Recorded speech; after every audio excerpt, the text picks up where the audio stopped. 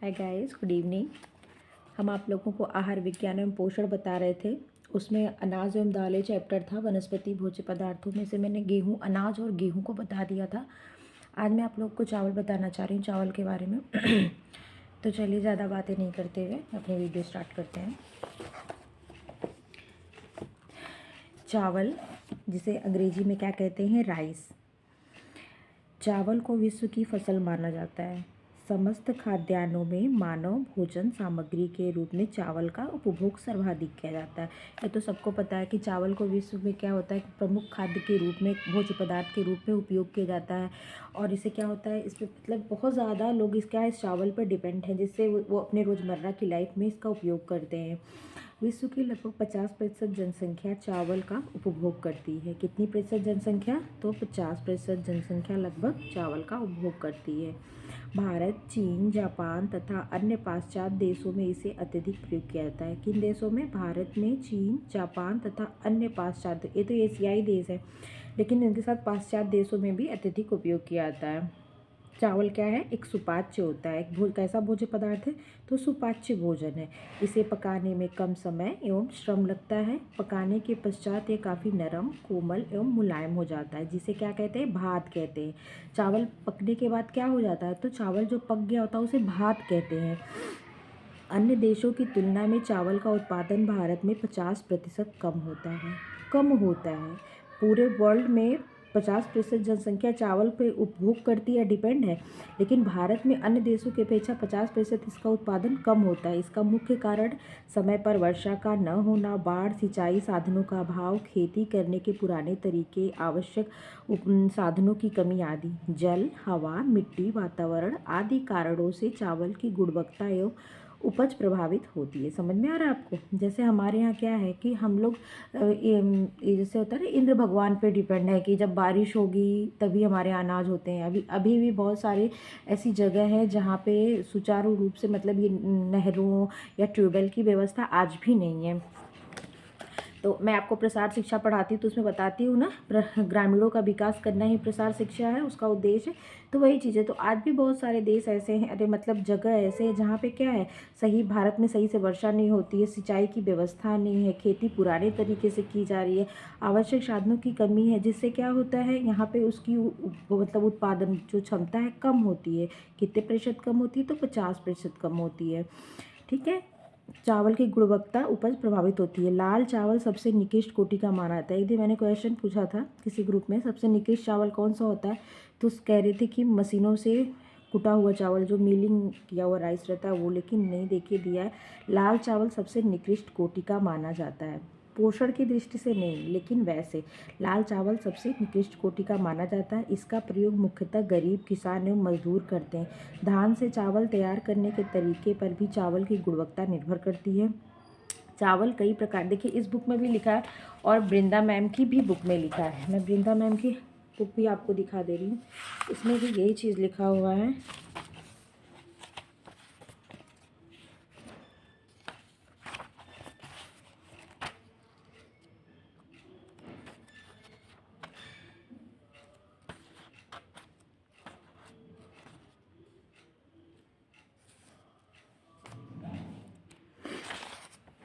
देखिए वृंदा मैम की बुक में भी लिखा हुआ है कि लाल चावल सबसे निकृष्ट चावल कोटि का माना जाता है। किस चावल को? लाल चावल को सबसे निकृष्ट कोटि का चावल माना जाता है। सबसे निकृष्ट कोटि का चावल माना जाता है किस चावल को? लाल चावल को। ठीक है, यहाँ तक क्लियर हो गया। इसका प्रयोग मुख्यतः गरीब किसान मजदूर करते हैं। धान से चावल तैयार करने के तरीके पर भी चावल की गुणवत्ता निर्भर करती है। कैसे? धान से चावल तैयार करने के तरीके पर भी चावल की गुणवत्ता निर्भर करती है। वैसे तो ये निकृष्ट माना था, क्योंकि इसे कहने का मतलब है गरीब और मजदूर उपयोग करते हैं, इसलिए इसको निकृष्ट माना था। लेकिन धान से चावल तैयार करने के आधार पर भी चावल की गुणवत्ता निर्भर की जाती है। देखिए ये चीज़ यहाँ लिखा हुआ है। ऐसे नहीं कि लाल चावल निकृष्ट होता है, उसमें बहुत सारे पोषक तत्वों की प्रचुर मात्रा होती है, लेकिन इसको किस आधार पर निकृष्ट कहा जा रहा है? क्योंकि इसे गरीब किसान मजदूर उपयोग करते हैं। ठीक है, लेकिन धान से चावल तैयार करने के तरीके पर भी चावल की गुणवत्ता निर्भर करती है। इस चीज़ को आप ध्यान रखिएगा। चावल कई प्रकार के होते हैं तथा वे भोज्य तत्वों की दृष्टि से एक दूसरे से भिन्न होते हैं। लाल चावल सबसे निकृष्ट कोटि के माने जाते हैं। इसका उपयोग सामान्यतः निर्धन परिवार करते हैं, परंतु देख रहे हैं ना, परंतु खाद्योज और खनिज लवण की दृष्टि से ये बड़े उपयोगी होते हैं। मैंने आपको बताया ना कि निकृष्ट क्यों माने जाते हैं, क्योंकि गरीब वर्ग और जो नीचे तबके के लोग हैं वो उपयोग करते इसलिए माना था। लेकिन ऐसा नहीं कि इनमें मतलब पोषक तत्वों की कमी है। ये खाद्योज और खनिज लवण की क्या होती है, इसमें भरपूर होते हैं, भरपूर मात्रा में पाए जाते हैं। ऊर्जा मूल्य की दृष्टि से ये उच्च कोटि के चावलों की बराबरी करते हैं। ठीक है, ऊर्जा मूल्य की दृष्टि क्या करते हैं, उच्च कोटि के चावलों की बराबरी करते हैं। इनमें सुगंध नहीं होती है। क्या होती है, सुगंध नहीं होती है। भारत में चावल धान से निम्न 3 प्रकार से तैयार किए जाते हैं। भारत में चावल मतलब धान से चावल, पहले तो धान है जिस पर हस्क लगा हुआ है, जब वो हस्क निकल गया तो वो चावल हो गया। तो वही कहने का मतलब है, भारत में चावल धान से निम्न 3 प्रकार से तैयार किए जाते हैं। पहला अरवा, जिसे अनहल्ड चावल कहते हैं। दूसरा उसना सेला चावल, जिसे पैरा बॉइल्ड राइस कहते हैं। ठीक है, और तीसरा चावल जिसे मिलिंग में जो मशीन से कुटा हुआ चावल होता है, वो तीसरे प्रकार का चावल होता है। तो देखिए, अरवा चावल किसे कहते हैं। यह चावल थोड़े सूखे हुए धान से कूट कर व छड़क कर घर पर ही निकाला जाता है। कैसे निकाला जाता है, तो इस चावल को थोड़ा सुखाकर, ठीक है, फिर धान को मतलब कूटा जाता है। ओखली वगैरह गांव में होती है, तो उससे कूट कर फिर छटक के मतलब उसको साफ करके ये चावल निकाला जाता है, झड़क करके, जब भी कहने का मतलब है। यह चावल मशीन द्वारा निकाले गए चावल के समान साफ और निखरा हुआ तो नहीं होता, परंतु पोषक तत्वों की दृष्टि से सबसे मूल्यवान होता है। देखिए, पोषक तत्वों की दृष्टि से सबसे मूल्यवान चावल कौन सा है, तो अरवा चावल जिसे कहते हैं। ठीक है, अनहल्ड चावल जिसे कहते हैं, वो सबसे क्या होता है, पोषक की दृष्टि से सबसे मूल्यवान होता है। इसे घर पर कूटा जाता है, घर पर ही झाड़ा जाता है और साफ किया जाता है। देखने में तो बहुत क्लीन, साफ, निखरा नहीं होता, पर पोषण की दृष्टि से क्या होता है, सबसे मूल्यवान होता है। लाल चावल को क्या कहते हैं, निकृष्ट चावल कहते हैं। क्यों कहते हैं, क्योंकि गरीब, मध्यम मतलब निम्न वर्ग के तबके के लोग प्रयोग करते, इस आधार पर थे। पर गुणों के आधार पर भी, मतलब धान से चावल तैयार करने के आधार पर भी उसकी गुणवत्ता तय की जाती है। इस बात को आप ध्यान रखिएगा। उसना या सेला चावल पर बॉइल्ड राइस, इसे सेला चावल अथवा अध उबला चावल पर बॉइल्ड राइस भी कहते हैं। आपने अभी तक क्या पढ़ा, अनहल्ड चावल या अरवा चावल, जिसे घर पर थोड़ा सुखाकर, कूटकर, झटक कर साफ किया जाता है। ये देखने में बहुत क्लीन तो नहीं होता, लेकिन इसमें क्या होता है, पौष्टिक मूल्य, उसकी न्यूट्रिटिव वैल्यू होती है, वो उसमें बहुत हाई होती है। ठीक है, दूसरा है उसना सेला चावल, जिसे पर बॉइल्ड राइस कहते हैं। इसे सेला चावल अथवा अध उबला चावल पर बॉइल्ड राइस भी कहते हैं। इसे आधा उबला हुआ चावल पर बॉइल्ड राइस भी कहते हैं। धान के खेत से लाकर, देखिए, पहले धान को क्या किया था, खेत से लाया जाता है, फिर 1-2 दिन तक भिगोकर आधा उबाला जाता है। जैसे गांव में एक भुजिया चावल बनता है, आपको पता होगा, जिसे लाई बनाई जाती है, मूढ़ी, जैसे हम हमारे साइड लाई कहते हैं, भूजी, जिसे भून करके लोग खाते हैं ऐसे। तो वो कैसे बनता है, तो वो इसी तरह से बनता है। चावल को थोड़ा उबाला जाता है, फिर उसको रख दिया जाता है, फिर उसको सूखने के बाद चावल को निकाल दिया जाता है, उसके बाद फिर उसका उपयोग किया जाता है। तो वही कहा जा रहा है कि धान को खेत पर बॉइल्ड का मतलब क्या होता है, आधा उबला। धान को खेत से लाते हैं, 1-2 दिन तक भिगोते हैं, उसके मतलब फिर मतलब 1-2 दिन तक पानी में भिगोते हैं, फिर उसे उबालते हैं, कहीं कहीं टोकरियों में रखकर भाप देकर इन्हें अध उबला किया जाता है। इसके पश्चात इन्हें सुखाकर कूट लेते हैं। इस प्रकार तैयार करने से चावल का न तो रंग ही बदलता है और न ही पोषण तत्व पानी में उतरता है। उबालने पर श्वेत सार पककर चावल के ऊपर आवरण के रूप में निर्मित हो। श्वेत सार का मतलब समझ रहे हैं, स्टार्च वेज होता है, कार्बोहाइड्रेट को कह रहा है, निर्मित हो जाता है तथा उसमें उपस्थित क्षार तत्व, विटामिन उसके अंदर मिल जाते हैं। जैसे आपने पढ़ा था, स्कूलेटम जो होता है वो क्या करता है, चीज़ों को अंदर बाहर, मतलब एंडोस्पर्म से और एम्ब्रियो की चीज़ों को आदान प्रदान करने का काम करता है ना। तो वही चीज़ कहा जाए कि इसमें क्या होता है, जो श्वेतसार होता है वो पक जाता है, उसका आवरण, जो उसके ऊपर आवरण होता है, जो कवर होता है जिससे निर्मित होता है, उसमें क्या होता है, क्षार तत्व, विटामिन उसके अंदर मिल जाता है, क्योंकि वो सॉफ्ट हुआ ना। तो जो स्कूलेटम का ये काम ही होता है, इसमें से उसमें चीज़ों को भेजना। तो जब वो सॉफ्ट हो गया तो क्षार और विटामिन उसमें चले गए। उसना चावल के लाभ, एडवांटेज ऑफ पर बॉइल्ड राइस। देखिए, अब उसना चावल के लाभ क्या क्या है। धान से भूसी हस्क अलग करना आसान होता है। उसना चावल जो होगा उससे क्या होगा, आपको जैसे मैं एक एग्जांपल दे रही हूँ, जैसे आपकी चना मूंगफली अगर आपने लिया है, कच्ची मूंगफली है, अगर आप कभी फास्ट रखते हैं वैसे ही अगर खाने का मन है भून को, अगर आप उसको तवे पे रख के हल्का सा रोस्ट करते हो, उसके बाद अगर आप उसको रगड़ते हो तो देखिए अपने आप जो उसके ऊपर जो छिलके हैं वो ऑटोमेटिक आराम से निकल जाते हैं। वही प्रोसेस यहाँ पे भी होता है कि धान से भूसी क्या होती है, पर बॉइल्ड उबाल देने के बाद क्या होता है, धान से भूसी जो हस्क होता है वो आसानी से अलग हो जाता है। ठीक है। नंबर 2 क्या है, चावल का दाना सख्त एवं मोटा हो जाता है। एक हल्का उबल जाता है ना, हल्का उबल जाता है फिर सूख जाता है, तो दाना तो सख्त भी हो जाएगा और मोटा भी हो जाएगा, तो जाहिर सी बात है कीड़े एवं फफूंद जल्दी नहीं लगते। क्या होता है, जल्दी नहीं लगते, नमी कम हो जाती है ना, पौष्टिक तत्वों में वृद्धि हो जाती है। देखिए पर बॉयल्ड चावल में क्या होता है, उनके पौष्टिक तत्वों में वृद्धि हो जाती है। धान से उस चावल तैयार करते समय दाने कम टूटते हैं। नंबर 6, उसने चावल में थायमीन, लोहा एवं अन्य खनिज लवणों का नाश हो जाता है। देखिए यहाँ पे लिखा है पौष्टिक तत्वों की वृद्धि तो होती है, लेकिन थायमीन की, लोहे की और जो खनिज लवण होता है ना, अन्य खनिज लवण, उनका क्या होता है, नाश भी होता है। पकाने पर दाने अधिक फूलते हैं, दाने एक दूसरे से नहीं चिपकते, अतः चावल खिला खिला दिखता है।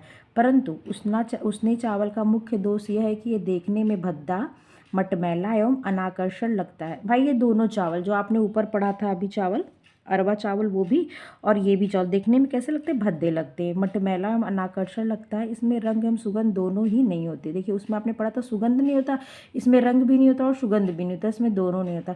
अतः इस दोष को दूर करने हेतु चावल की क्या कहती है, पॉलिशिंग की जाती है।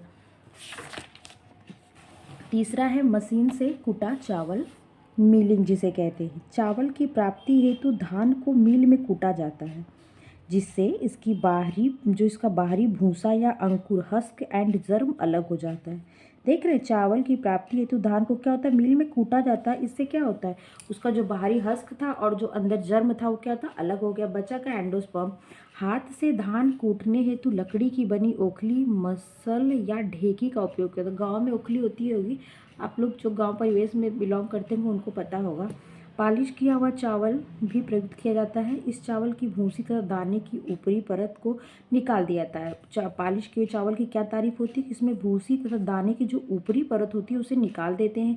चावल के बाह्य स्वरूप को आकर्षण बनाने के उद्देश्य से ग्लूकोज और टैल्कम पाउडर नहीं होता, वही चाहे टैल्क के मिश्रण से पॉलिश की जाती है। किससे, ग्लूकोज से और टैल्क से। किससे, ग्लूकोज से और टैल्क से उस चावल की पॉलिशिंग की जाती है। पॉलिश करने की प्रक्रिया में चावल में उपस्थित खनिज लवण का आधे से अधिक तथा लगभग समस्त विटामिन नष्ट हो जाता है, और इसी चावल को खाने से क्या होता है, थायमीन की कमी हो जाती है और बेरी नामक रोग होता है। ठीक है। आजकल एक परिवर्तित कन्वर्टेड चावल भी प्रयोग में लाया जाता है। इसे विटामिन बी खनिज लवणों से संपन्न किया जाता है। जो कन्वर्टेड चावल होता है उसे क्या कहता है, विटामिन व खनिज लवणों से संपन्न किया जाता है। पचाने पर इसका स्वरूप और अधिक आकर्षक बना रहता है। इसमें चिपचिपा होने की प्रकृति कम होती है। ठीक है। अरवा, उसना और पालिश किए हुए चावल में उपस्थित विभिन्न पोषक तत्वों की उपस्थिति निम्न है। आप देख सकते हैं यहाँ पे दिया हुआ किसकी किसकी पोषक तत्व कितना कितना है। चावल के दानों का भार देखिए, इसमें 2.929, 2.466, 2.132। सबसे भारी कौन सा है, जो अरवा चावल होता है ना, क्योंकि वो ऐसा कूटता है कि बस उसके में हल्की सी उसके छिलके निकलते हैं। छिलके के नीचे जो थायमीन है, कैल्शियम है, आयरन है, या जो भी चीज़ें हैं वो चीज़ें क्या है, वो चीज़ें उस पर लगी हैं, वो अच्छे से नहीं निकली। उसना चावल में निकली जरूर, बॉयल्ड हुआ तो कुछ चीज़ें नष्ट तो हुई, और जब पॉलिश की चावल में तो ज़्यादा नुकसान होता है। प्रतिशत इनमें आर्द्रता कहती है, ये इंपॉर्टेंट है, जो प्रतिशत होता है ना मॉइस्चर का, मॉइस्ट जो होता है आर्द्रता कितनी प्रतिशत है, तो 10.28% किसमें होती है, अरवा जो चावल होता है उसमें प्रतिशत आर्द्रता कितनी होती है, तो 10.28, और उसना चावल में 10.88, और पॉलिश किए चावल में 12.34। ये इंपॉर्टेंट चीज़ है। और देखिए पॉलिश किए हुए चावल में सबसे अधिक आर्द्रता होती है 12.34। ठीक है। सबसे कम किस में होती है, अरवा में 10.28, और उसके बाद उसना में 10.88।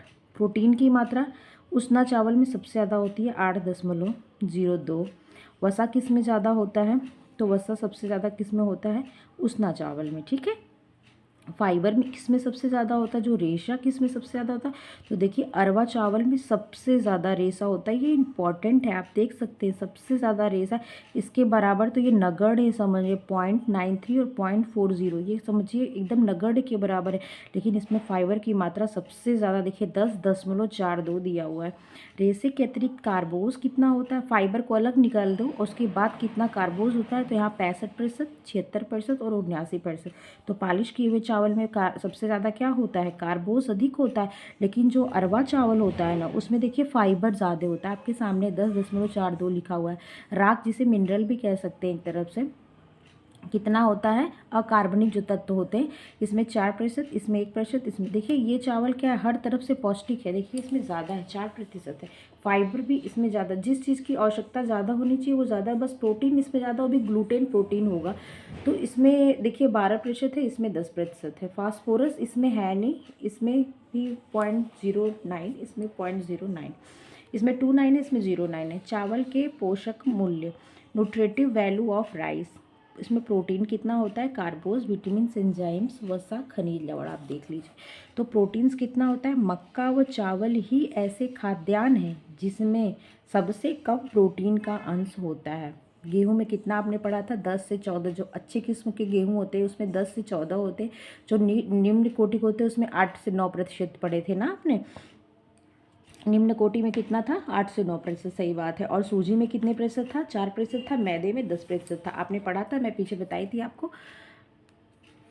अब इसमें कितने प्रतिशत दिया हुआ है, 6 से 8%। कितने प्रतिशत, 6 से 8% तक प्रोटीन होती है। और ध्यान रखने वाली बात यहाँ पे क्या है कि मक्का और चावल में ही ऐसे खाद्यान्न है, दो खाद्यान्न, कौन कौन से, मक्का और चावल, इनमें क्या होता है, प्रोटीन की मात्रा सबसे कम होती है। वो दो खाद्यान्न कौन कौन से है, तो मक्का है और चावल है। इसमें किस चीज़ की कमी होती है, प्रोटीन की मात्रा, और अतिरिक्त खाद्यान्न जो है उनसे कम होती है। तो कितनी, मतलब कितनी होती है, अभी आगे बताते हैं। पर्याप्त मात्रा में प्रोटीन प्राप्त करने के लिए चावल की मात्रा सेवन की अधिक मात्रा में, और अगर पर्याप्त मात्रा में अगर आप चावल ज़्यादा लोगे तो आपको और अनेक दिक्कत का सामना करना पड़ेगा। आपका वेट बढ़ जाएगा, आपका पेट निकल जाएगा, बेली फैट हो जाएगा, तो बहुत चीज़ें हो जाएंगी। तो उससे क्या, आप एक चीज़ को गेन करने के चक्कर में ज़्यादा चीज़ें नुकसान कर दोगे। तो वही कहने का मतलब है कि प्रथम तो पेट और आंतों के विकार उत्पन्न हो जाएंगे, ठीक है। उदर में अम्लता बढ़ती है जिससे उत्पन्न अजीर्ण एवं अन्य वायु दोष उत्पन्न हो जाते हैं। द्वितीय, आंतों की अन्य पदार्थों से उपलब्ध प्रोटीन और विटामिन अवशोषित करने की क्षमता कम हो जाती है, ठीक है। इसलिए चावल में 6 से 7% तक प्रोटीन होता है। देखिए इंपॉर्टेंट है, चावल में कितने पर, फाइबर कितने % होता है चावल में, तो जो अरवा चावल होता है उसमें 10.42% फाइबर होता है, सबसे ज़्यादा फाइबर होता है। और कार्बनिक तत्व कितने होते हैं, 4% होते हैं सबसे ज़्यादा। अरवा जो अनहल चावल होता है यही सबसे अच्छा माना जाता है पौष्टिकता की दृष्टि से, ठीक है। और अभी क्या बता रहे, कार्बोहाइड्रेट्स, यहाँ पे देख ले। चावल का प्रोटीन अपूर्ण किस्म होता है। चावल का प्रोटीन कैसा होता है, अपूर्ण किस्म का प्रोटीन होता है। आपने पढ़ा था ना, प्रोटीन उत्तम गुणवत्ता की दृष्टि से कितने प्रकार के होते हैं, 3 प्रकार के, आपने पढ़ा था ना, पूर्ण प्रोटीन, मध्यम आंशिक और अपूर्ण प्रोटीन, जिसे निगेश भी कहते हैं। तो ये चावल का प्रोटीन कैसा प्रोटीन है, अपूर्ण प्रोटीन है, क्योंकि इसमें क्या नहीं मिलता, तो लाइसिन और थ्रियोनिन। और ये कैसी प्रोटीन है, ये पूर्ण प्रोटीन है, ठीक है। ये पूर्ण प्रोटीन है, हमने आपको पीछे ट्रिक भी बताया था। तो लाइसिन और थ्रियोनिन क्या होता है, इसमें अभाव होता है, इसलिए कैसा प्रोटीन, ये अपूर्ण प्रोटीन है। और कार्बोज देख लीजिए, कार्बोहाइड्रेट्स नंबर 2, चावल कार्बोहाइड्रेट प्राप्ति का उत्कृष्ट स्रोत है। कैसा स्रोत है चावल, तो कार्बोज प्राप्ति का उत्कृष्ट स्रोत है। जितना कार्बोज चावल से प्राप्त होता है उतना किसी अन्य खाद्यान्न से नहीं मिलता है। इस चीज़ को ध्यान दीजिएगा, जितना कार्बोज चावल से प्राप्त होता है उतना अन्य किसी खाद्यान्न से नहीं प्राप्त होता है। कार्बोज का उत्तम स्रोत क्या है, तो चावल है, ठीक है। विटामिन कितना मिलता है चावल में, विटामिन B1 तथा निकोटिनिक अम्ल B3 भरपूर मात्रा में होता है। चावल में कौन कौन से विटामिन प्रचुर मात्रा में होते हैं, तो एक B1 जिसे थायमिन कहते हैं, और B3 जिसे निकोटिनिक अम्ल या नाइसिनामाइड भी कहते हैं। क्या होते हैं, ये भरपूर मात्रा में होती है, परंतु मिलिंग तथा पॉलिशिंग से इन पौष्टिक तत्वों का नाश हो जाता है। समझ में आ रहा है, मिलिंग जो मशीन द्वारा कूटा चावल होता है उसे मिलिंग कहते हैं। और आप पॉलिशिंग पढ़े थे, किससे पॉलिशिंग कहती है, तो ग्लूकोज और टैल्क से पॉलिशिंग की जाती है, ठीक है, चावल को चमकाने के लिए। ये दो प्रक्रिया जब ये होती है तो क्या होता है, चावल के जो विटामिन होते हैं उनका नाश हो जाता है। और कौन से विटामिन B1 उसमें प्रचुर होता है, निकोटिनिक अम्ल प्रचुर होता है, इन्हीं का नाश हो जाता है। फिर इनके सेवन से क्या होगा, जब आप इनका सेवन करेंगे तो आपको बेरी बेरी होगा ही होगा। चावल में विटामिन ए, सी, डी प्रायः बिल्कुल भी नहीं होते। देखिए बिल्कुल भी नहीं होते। कौन कौन से विटामिन? विटामिन ए, इसीलिए जो गोल्डन राइस होता है उनको इनरिच किया जाता है ना, ए डाल के फोर्टिफाइड किया जाता है ना, वही चीज़ दिखाया। मैं आपको भी एक नोट्स दिखाऊंगी, एक बुक है उसमें दिखाऊंगी, बहुत बढ़िया क्वेश्चन दिए हैं 2-4, अभी आपको मैं दिखाती हूँ। चावल में विटामिन ए, सी, डी प्रायः बिल्कुल भी नहीं पाए थे। कौन कौन से विटामिन? सी बिल्कुल नहीं, डी बिल्कुल नहीं और ए बिल्कुल भी नहीं पाए जाते। अगला है एंजाइम्स। चावल में कई एंजाइम्स पाए जाते हैं, जैसे अल्फा एमाइलेज, ऑक्सीडेजेस, प्रोटीएजेस, लाइपेजेस और फिनोलेजेस। ये क्या होता है? एंजाइम इसमें पाए जाते हैं। एमाइलेजेस, अल्फा एमाइलेजेस, ऑक्सीडेजेस, प्रोटीएजेस, लाइपेजेस और फिनोलेज, ये क्या होते हैं? एंजाइम इसमें पाए जाते हैं। अब देखिए वसा। चावल में वसा की मात्रा बहुत कम 1.65% होती है। चावल में वसा की मात्रा कितनी होती है? तो बहुत कम होती है। और कितनी होती है? 1.65% होती है। ठीक है, आपको ये चीज़ें समझ में आ रही है। और आपने गेहूं में कितने प्रतिशत पढ़ा था? तो 1.5 ग्राम पर 100 ग्राम पढ़ा था ना, उसमें बहुत कम हो रही थी। पर इसमें कितना? 1.65, उसमें 1.5 ग्राम, इसमें कितना? 1.65% होता है। अतः चावल जल्दी खराब नहीं होते। ठीक है, क्या वसा कब होता है? इसलिए चावल जल्दी खराब नहीं होते, क्योंकि उस पर लाइपेज की क्रिया नहीं होती है। खनिज लवण, मिनरल्स। खनिज लवणों की दृष्टि से चावल बहुत ही निकृष्ट है। देख लीजिए, अब आपने यहाँ पे देखा था ना, अकार्बनिक तत्व तो क्या थे? बहुत ही कम थे, 0.0 में थे। बस जो अरवा चावल है उसी में 4% थे। तो दिया खनिज लवणों की दृष्टि से चावल बहुत ही निकृष्ट है, मतलब बहुत नगण्य के बराबर मिलता है। अन्य खाद्यान्नों की अपेक्षा चावल में कैल्शियम, फास्फोरस, पोटेशियम, सोडियम व लौह तत्व अत्यंत ही अल्प होते हैं। ठीक है, जापान व फिलिपाइन में प्रयोगों द्वारा यह तथ्य स्पष्ट हो चुका है कि आहार में पॉलिश किए हुए चावल का उपभोग करने से बेरी नामक रोग होता है। मैं आपको आगे बताई थी कि B1 और B3 तो प्रचुर मात्रा में पाया जाता है, लेकिन जब इसकी मिलिंग होती है और पॉलिशिंग होती है तो इन दोनों का नाश हो जाता है। जब ऐसे चावल का हम बराबर प्रयोग करेंगे तो इसी के कारण क्या होता है? बेरी नामक रोग होता है। और बेरी किसकी कमी से होता है? तो B1, जो इसे थायमिन कहते हैं, उसकी कमी से होता है। प्रयोगों में यह सिद्ध हो गया है कि चावल को पॉलिश करने की प्रक्रिया में विशेषकर थायमिन के नष्ट हो जाने के परिणाम स्वरूप ही बेरी रोग उत्पन्न होता है। आपको ये चीज़ समझ में आ गई होगी, मैं आशा करती हूँ। चावल के भ्रूण एम्ब्रियो में इस विटामिन की अत्यधिक सांद्रता अवस्था भूसी में कम तथा भ्रूणपोष एंडोस्पर्म में कदाचित नहीं होती। एक चीज़ गौर करिएगा, जो बेरी है चावल में, चावल के भ्रूण जो एम्ब्रियो, मैंने अनाज आपको बताया था, जो एम्ब्रियो सबसे लास्ट पार्ट होता है, उसमें क्या होता है? इसकी सबसे ज़्यादा अधिकता होती है। थायमिन की सबसे ज़्यादा अधिकता कहाँ होती है? तो एम्ब्रियो में होती है। उसके बाद सेकंड नंबर पे ये ब्रान में होता है। और जो एंडोस्पर्म होता है इसमें ये बेरी बिल्कुल, अरे सॉरी, थायमिन बिल्कुल नहीं होता है। ठीक है, आप ये चीज़ समझ गए होंगे। चावल के पकाने के मुख्य सिद्धांत आपने अभी तक क्या पढ़ा? चावल कहाँ से प्राप्त होता है, चावल को प्राप्त करने की क्या क्या तरीके हैं। तो आपने एक हल्ड चावल, जिसे अरवा चावल कहते हैं, फिर एक अध पका पर बॉयल्ड चावल तरीके से प्राप्त किया, फिर आपने क्या किया? मिलिंग से प्राप्त किया। फिर आपने क्या पढ़ा? चावल के पोषक मूल्य पढ़े, जो न्यूट्रिटिव वैल्यू है उसको पढ़ा। और उसके साथ अरवा, उसना, पॉलिश चावल में आपने डिफरेंसेस देखे कि इसमें किस चीज़ की कितनी मात्रा होती है। अब आपके बाद उसके बाद आपको क्या पढ़ना है? चावल को पकाने के मुख्य सिद्धांत क्या है। तो नंबर 1, चावल को पकाने से पहले बहुत अधिक रगड़ कर नहीं धोना चाहिए। ठीक है, इससे क्या होगा? उसके जो ऊपर वाले, जैसे आप में क्या बोलते हैं, एलुरॉन लेयर होती है ना, जब उसका हस खटा तो उसके बाद एलुरॉन लेयर होती है, तो क्या होता है? उसी पे तो न्यूट्रिएंट लगे होते हैं। तो अगर आप कस के रगड़ के धोएंगे तो न्यूट्रिएंट बह जाएंगे, क्योंकि धोने से 60 से 70% तक विटामिन बी का नाश हो जाता है। आपको समझ आ रहा होगा। चावल को पकाने से पहले बहुत अधिक रगड़ कर नहीं धोना चाहिए। क्यों? क्योंकि 60 से 70% जो B1 होते हैं ना, उनका नाश हो जाता है। नंबर 2, चावल को पकाने के बाद इसके पानी, माड़ को नहीं फेंकना चाहिए, क्योंकि या तो आप धोने से बहा दिए, या तो जो माड़ है, जैसे पहले पतीले में चावल जब बनता था तो पानी एक्स्ट्रा के साथ वो जो उसके न्यूट्रिटिव चीज़ थे ना, जो पोषक मूल्य पोषण जो था उस चीज़ का, वो उस मतलब तत्व का, वो भी निकल जाता था। मतलब पानी ऐसे उबलते रहता था, फदक के वो चीज़ें नीचे गिरते रहती थी। वही चीज़ें माड़ को नहीं फेंकना चाहिए, क्योंकि इससे थायमिन की प्रचुरता होती है। और आपको मैं प्रसार शिक्षा में बताई थी ना, घर पे जाकर, मतलब प्रसार कार्यकर्ता का कार्य क्या है? घरों पे जाकर। तो घर पे जाकर क्या, यही चीज़ें कि आप पतीली में खाना बना रहे हैं, आपके न्यूट्रिटिव खत्म हो रहे हैं, तो आप कुकर का प्रयोग करो, कम समय में, आपके साथ कम साधन में, और आपको अच्छे पोषक मूल्य का आहार मिलेगा। यही बताने के लिए ना आपको मैं इसलिए रिलेट कर दी क्योंकि आपको एग्जाम्पल से शायद वो चीज़ें समझ आए।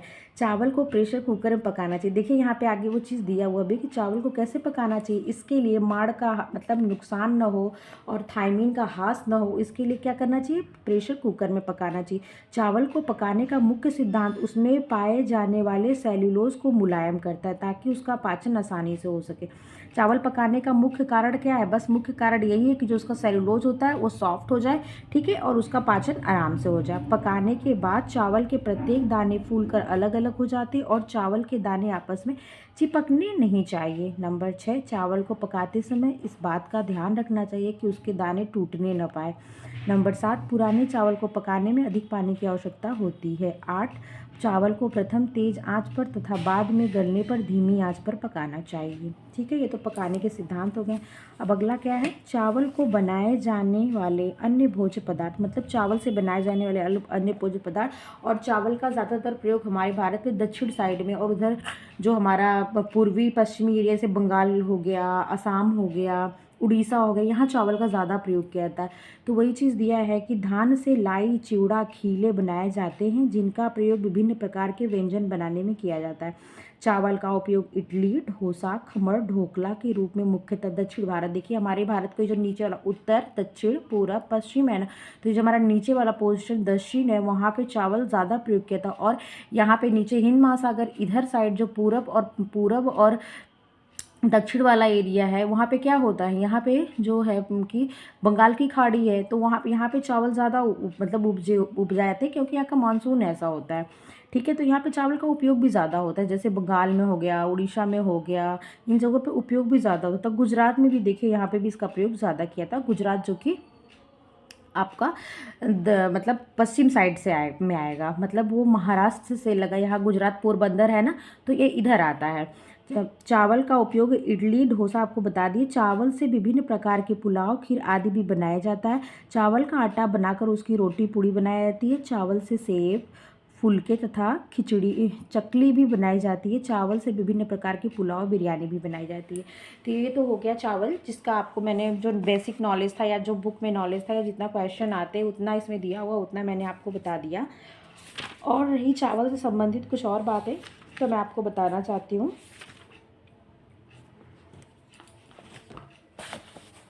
देखिए हमारे पास एक बुक है जिसमें कुछ क्वेश्चन टाइप का दिए हुए हैं कि अनाज के दाने कितने भागों से मिलकर बने थे, जिसे कर्नेल कहते हैं। तो लिखा है मुख्यतः 3 भाग।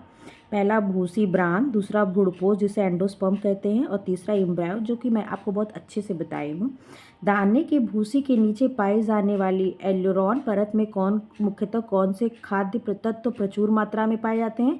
तो देखिए प्रोटीन, थायमीन, लोहा एंड फास्फोरस। एल्यूरोन लेयर जो होती है उसमें प्रोटीन, थायमीन, लोहा एवं फास्फोरस पाती है। और एल्यूरोन लेयर जो होती है एंडोस्पर्म का ये पार्ट है। ठीक है, किस प्रकार के परिष्कृत चावल में थायमीन की मात्रा सर्वाधिक होती है। तो कम उबले चावल में।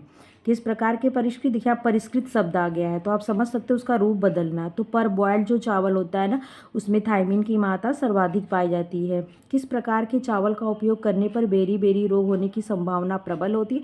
तो मशीन का कुटा चावल और प्लस जो पॉलिश किया हुआ चावल। किससे पॉलिश किया था, टैल्क से और ग्लूकोज से। ठीक है, अगला है चावल को धुलने पर कौन सी विटामिन नष्ट हो जाती है। तो थायमीन। देखिए परीक्षा दृष्टि से क्वेश्चन है, चावल का कौन सा व्यंजन दक्षिण भारत में प्रसिद्ध है। इडली और ढोकला, डोसा, यही सब है।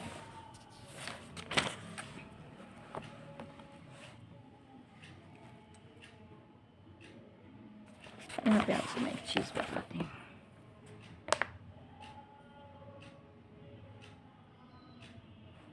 देखिए यहाँ पे एक पॉइंट लिखा हुआ है कि छिलके सहित चावल को धान कहते हैं।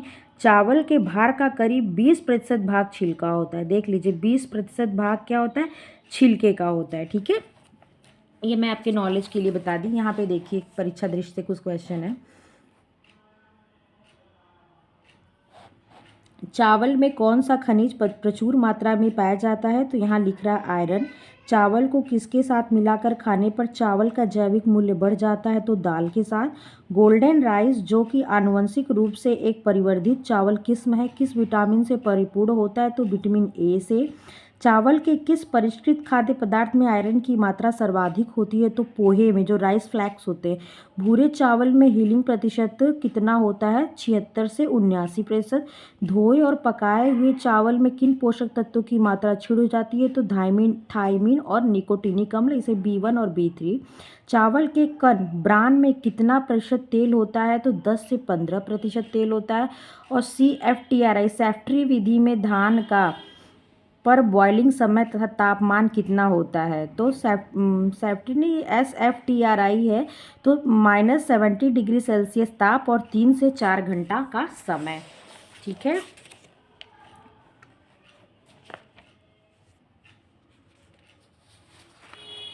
यहाँ पे एक पॉइंट और आप देख लीजिए। चावल को मशीन से साफ करने पर थायमीन और नाइसिन की मात्रा पर जो असर होता है, उसका अध्ययन एक्रोएड और सहयोगियों ने 1945। देख रहे हैं आप, चावल को मशीन से साफ करने पर थायमीन और नाइसिन की मात्रा पर जो असर पड़ता है, उसका अध्ययन किसने किया था? एक्रोएड और उसके सहयोगियों ने 1945 तथा स्वामीनाथन ने 1942 में किस पे क्या किया था? अध्ययन किया था। कच्चे और अध उबले चावल को मशीन से साफ करने पर थायमीन और नाइसिन का क्या होता है? नाश हो जाता है। इसकी कमी से क्या होता है? बेरी बेरी देखिए रोग होता है। ठीक है। तो मैं आशा करती हूँ आज आपको मेरा बताया हुआ जो वीडियो है या जो चैप्टर राइस है आपको समझ में आया होगा। अगर समझ में आया हो तो मेरे वीडियो को लाइक शेयर और सब्सक्राइब कर दिया करिए। तब तक bye bye, take care, thank you.